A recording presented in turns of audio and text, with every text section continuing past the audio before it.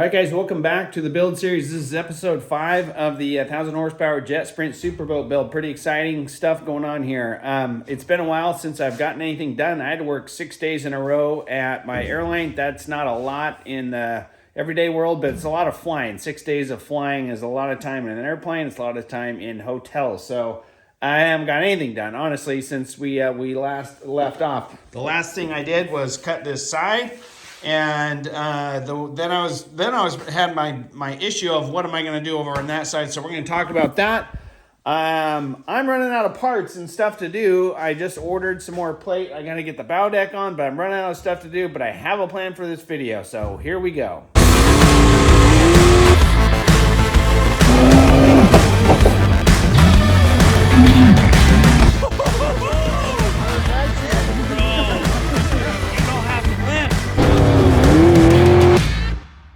All right, so where I left off is I just cut this side down on the upper bow deck here. I trimmed it down, made it smaller, but then how do I get that to match over there?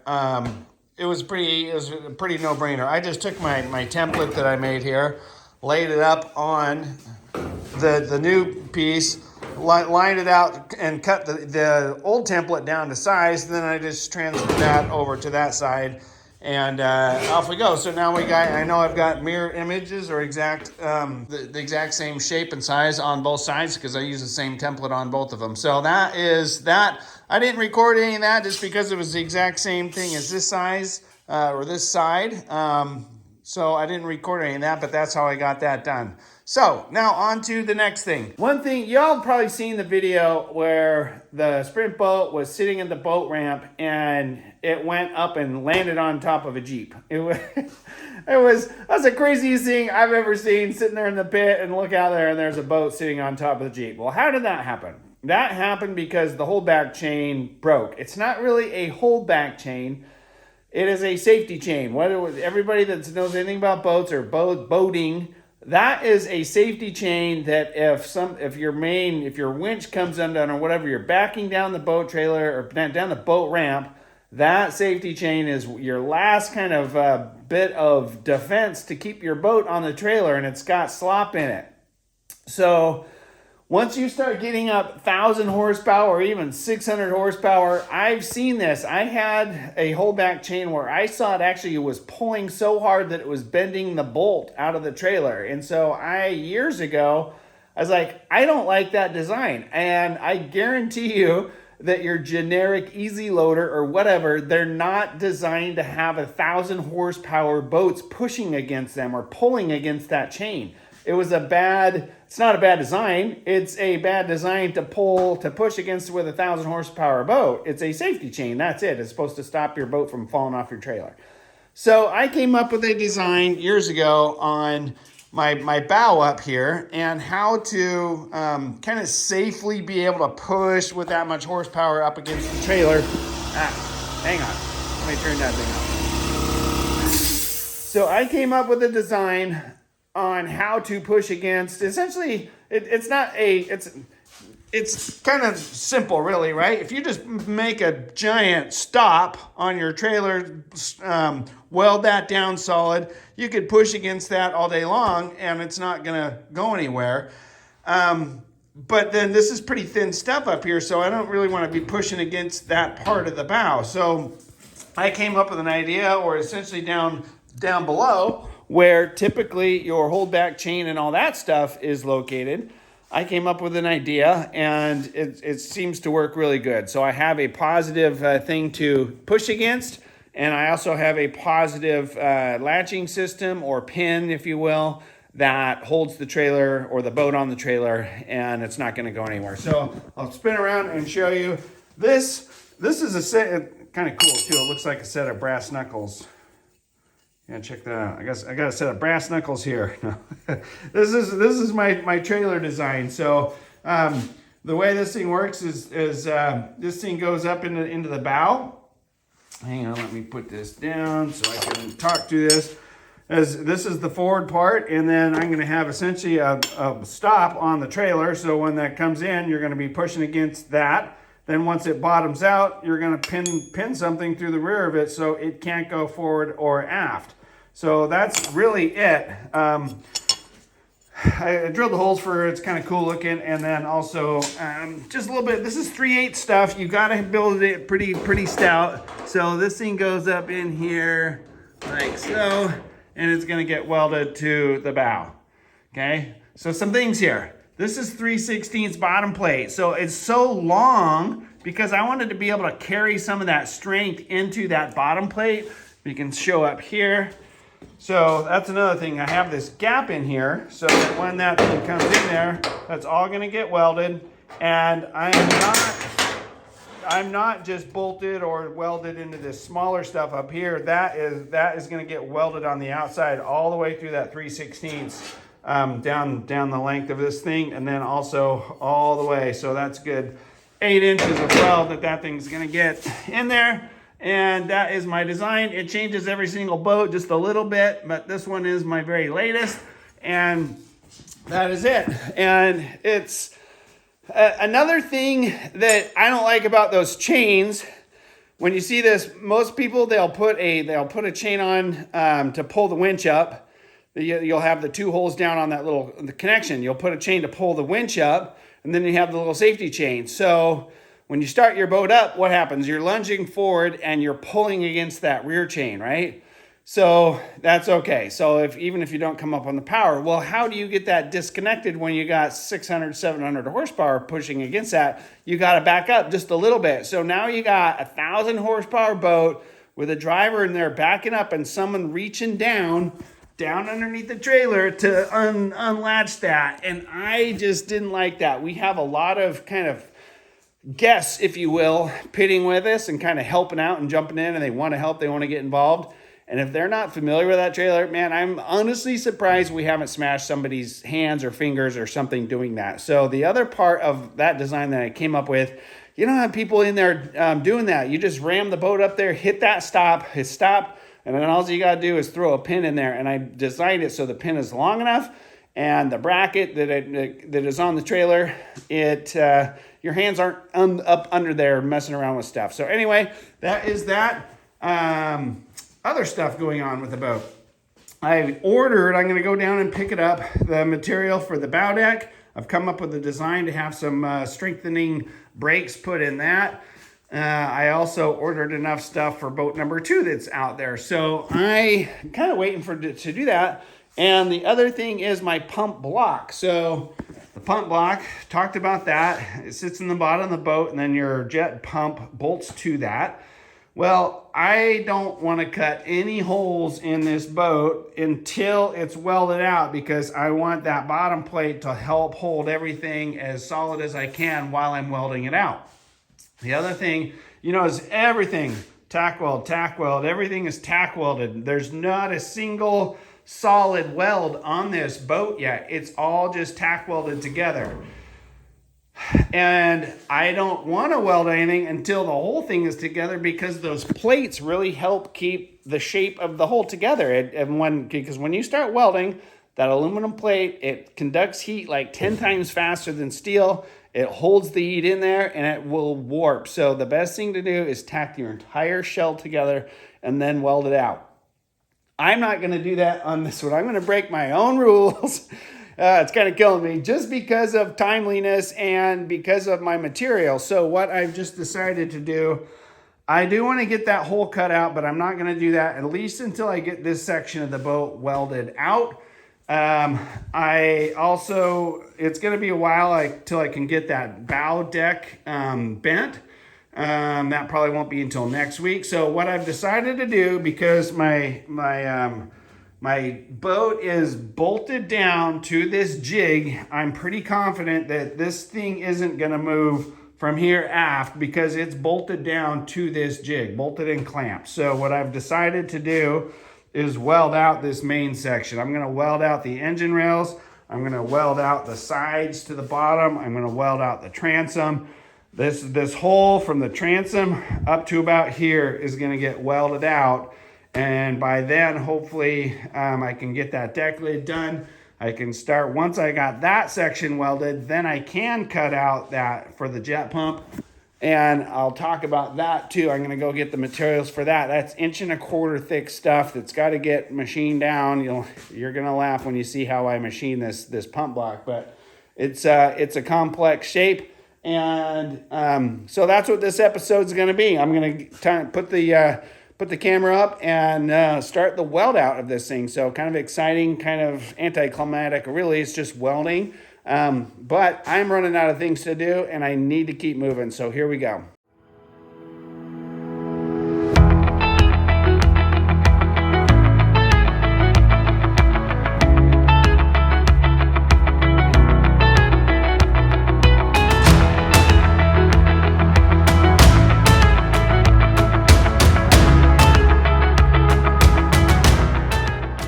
Okay, remember guys, I'm an airline pilot. I'm not a professional welder.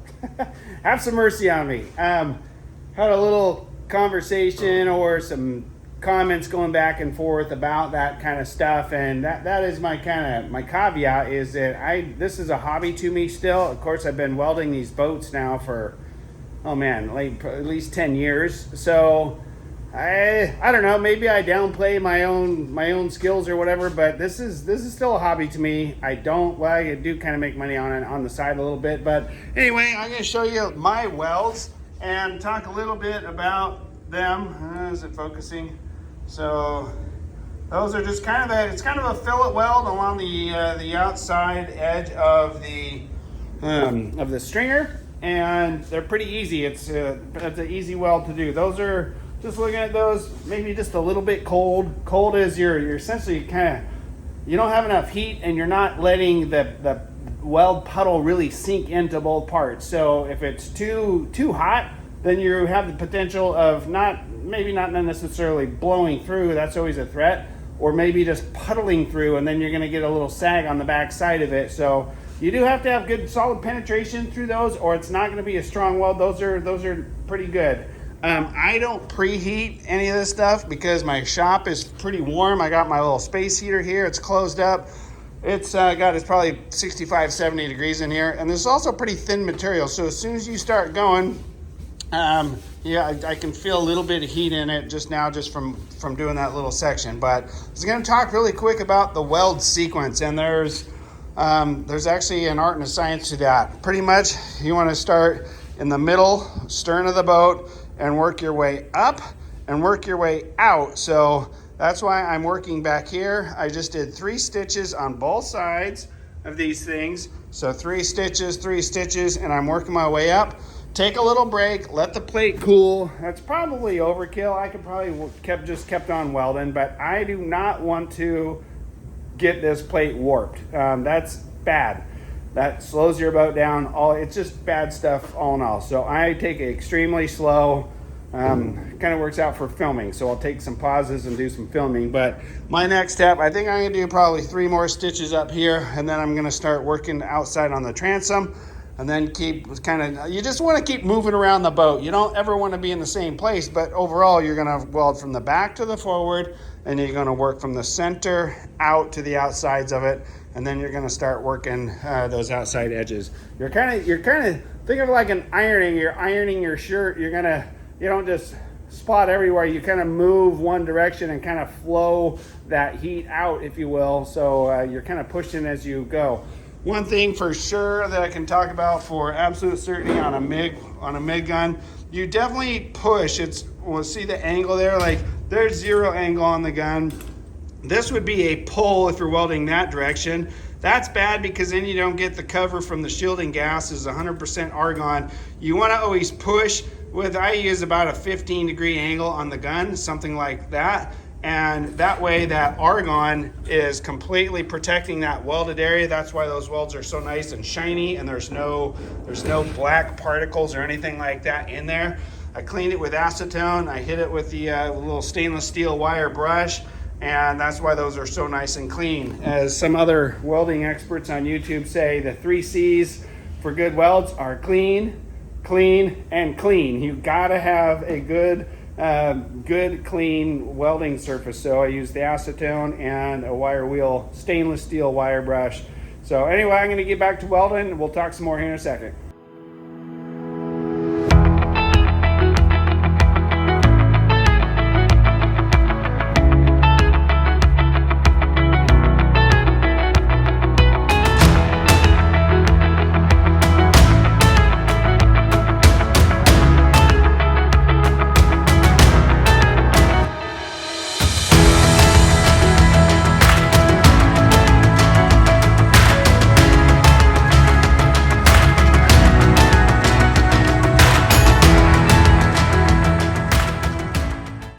so I'm at the back of the boat welding the transom to the bottom plate. The transom is 100 thousandths, really thin stuff. The bottom plate is 3/16. So that kind of creates its own little challenges when you go to weld this stuff. There's a couple of things that I will talk about, and turn the phone around. For one, whenever you're gonna do like a weld like this, what's gonna happen here, and when we're leaving this, that's a little hot, I just welded that. When you're leaving a plate like this running long with a weld inside, that's always gonna have a tendency to pull this plate up.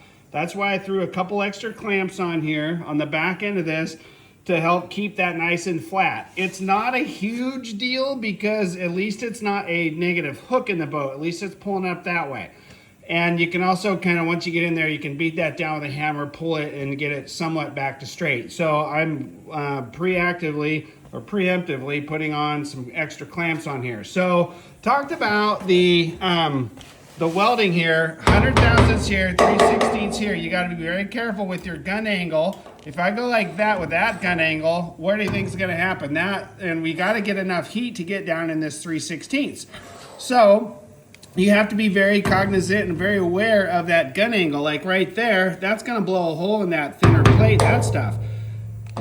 So you have to tip your gun angle up a little bit like that. So now you can see where that rod, that little filler wire, that's about where I want that pointed. I don't want it pointed right at that seam because, again, too thin of material.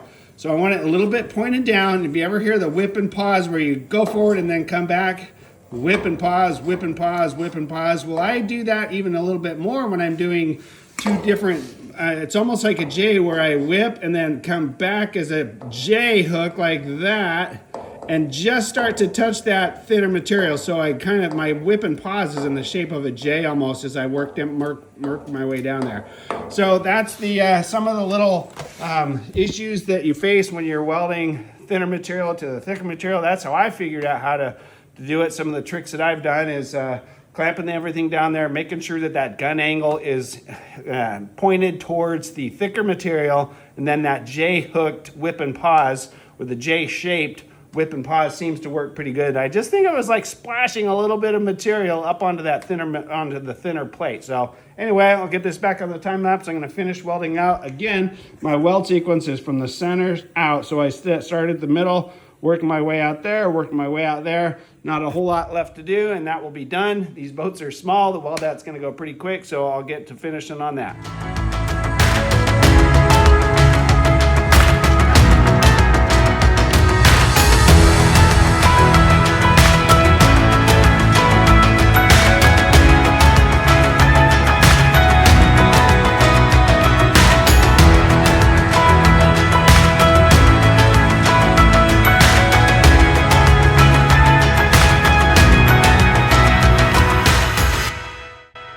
What I want you to notice in this section is that how much I move around. I was just welding out on the left side of the boat. I only did about 2 to 3 stitches and then move over to the right side of the boat. Now that I started moving forward, I'm going to stick to my game plan of going from the center of the boat on the transom out to the outside edges. So I constantly moving around, never sticking in one spot, welding too much, but I am still sticking to that weld sequence. So that's what this is showing. And as soon as I get done with the transom, I'm going to move back to the sides and keep moving forward.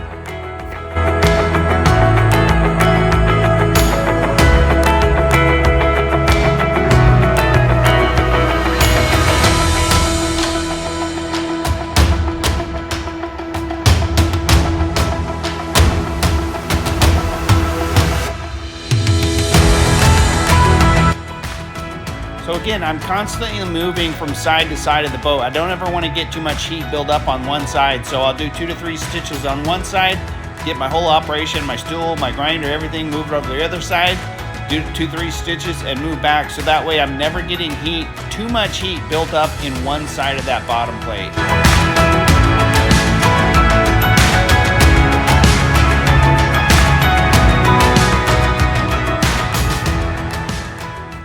I'm pretty happy with those. Overall, I'm pretty happy with everything. I didn't burn through once. I do burn through my boats occasionally. It happens to the best of us, and I'm not saying I'm good, like I said, but yes, I do. But I did not burn a single hole through this thing. So all is good so far. Got all, like I said, my goal was to get everything forward from the transom all the way up to about here. That's exactly what I got. These things turned out pretty nice too. These are kind of a wrap weld where you start up at the top and wrap down to the bottom. So those turned out good. The only thing I haven't done or touched of any of these front pieces, because I gotta wait till I get that deck on there. I wasn't afraid to get the heat into the bottom plate because it's bolted down in 4 spots, clamped down on the back. So I didn't think that any of this was gonna move. So that should all be fine. I did run the weld up the engine bears all the way up to the bow on the outside. You can see I left the inside because I never closed up that gap. I don't want it to be closed up, honestly. And the transom is in welded, weldies on the inside and the outside, so the transom is all welded up. The only thing I didn't do is these little real small edge to edge. I think I'm gonna TIG those. So I'm gonna call this a pretty solid day. I'm pretty happy with it. Next thing, I'm going down to Alaska Copper and Brass down in Kent and picking up the rest of the plate to finish off the front. I'm getting the 1.25" bar to make up my my pump block and get that in, and we'll be off to the races. So I'm gonna make this complete this video. That was the weld out. What else do? You saw my little bow piece for the trailer, and I talked a little bit about how I shaped this this other piece out here to make those symmetrical and uniform. So anyway, I'm gonna sign out. Make sure you subscribe so you can get all the updates on this build. There's gonna be quite a few more videos coming along on this boat specifically. Thanks again.